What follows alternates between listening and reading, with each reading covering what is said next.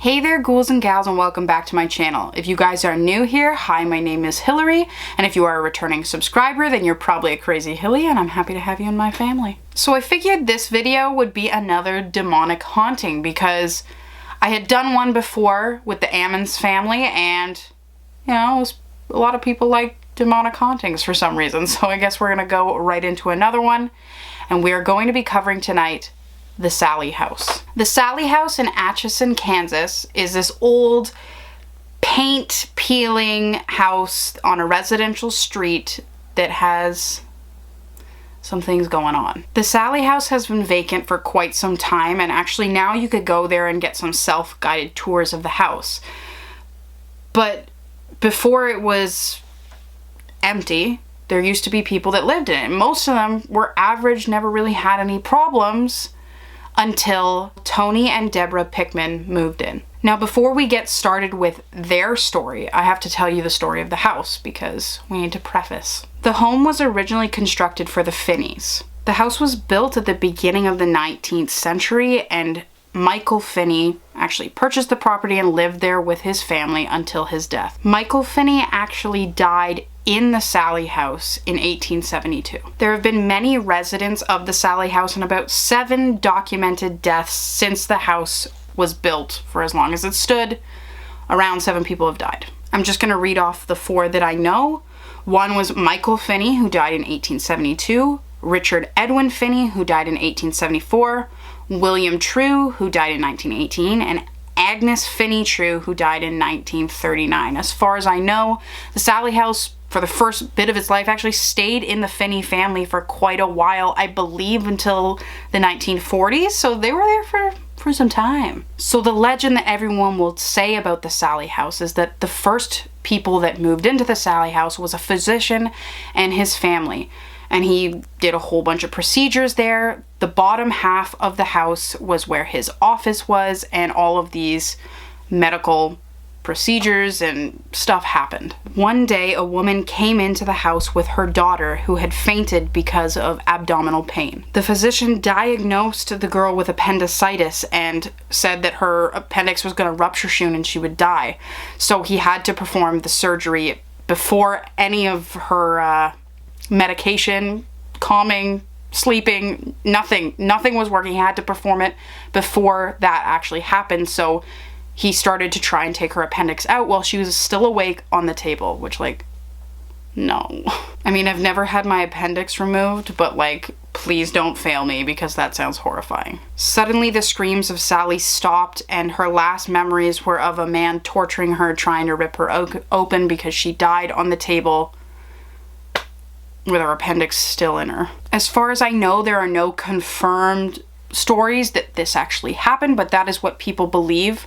I know some people did research into the background of the Sallie house and if a woman named Sallie actually lived there, which there was, but she was not a little girl, she was an older black woman. So there's a ghost that people are seeing of a little girl, but we don't know. The house was sold and passed down to many people with no reports of any sort of haunting in it until the 1990s. And around 1994-ish, Tony and Deborah Pickman purchased the Sallie house. Tony and Deborah are the 2 most influential people in this story, and although they had an interest in paranormal goings on, they never experienced anything until they moved into the house. The first sort of odd thing that happened when they moved in obviously with themselves, their baby, and their dog.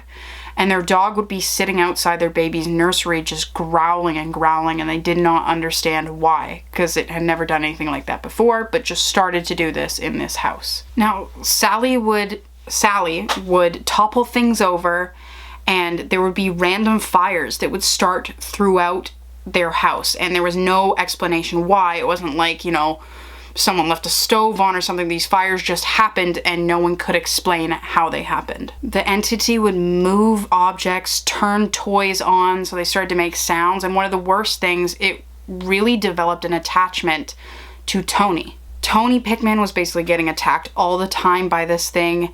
He was getting very serious scratches. things were moving when he was coming close to it, and despite Tony being attacked all the time, the spirit never actually attacked Deborah or the baby. It all seemed to be focused on Tony.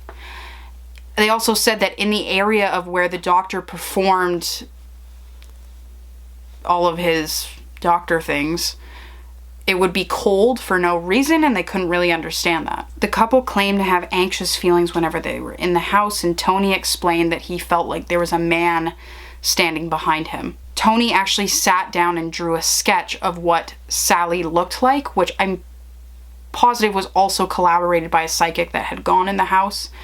And for some reason, they just did not believe that this girl was a girl. Like, a lot of people say that something is presenting itself as a children, because it's known with demonic possessions that the demon usually will show up as a child or something innocent, so that you're not like suspicious on its behavior. Like, you're like, oh, a kid?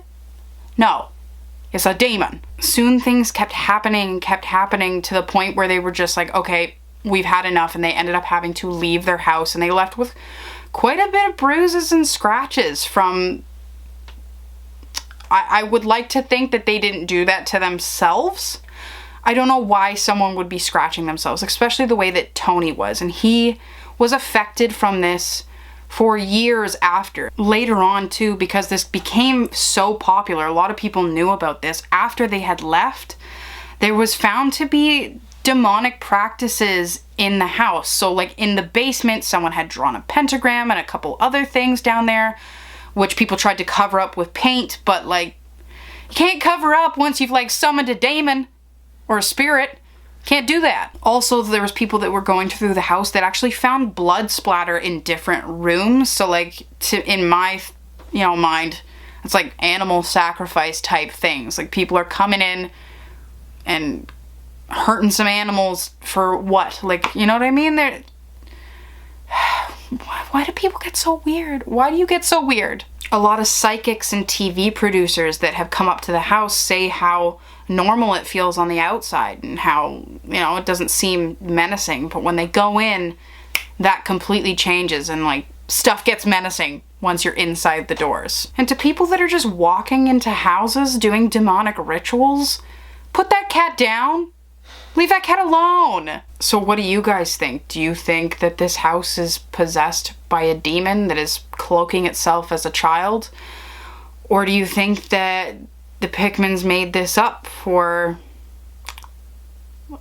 book deal? There's not really a movie or a well-known movie that's out about it, so I can't really see the motivation for leaving one's home. You know what I mean? But it's up to you guys. Let me know down in the comments what you guys think, and I'd be happy to hear it. If you guys want to, feel free to give me a like or subscribe or comment down below. It actually helps the channel so much, and I'd be so appreciative. So thank you guys for watching, and I'll see you guys next week. Bye!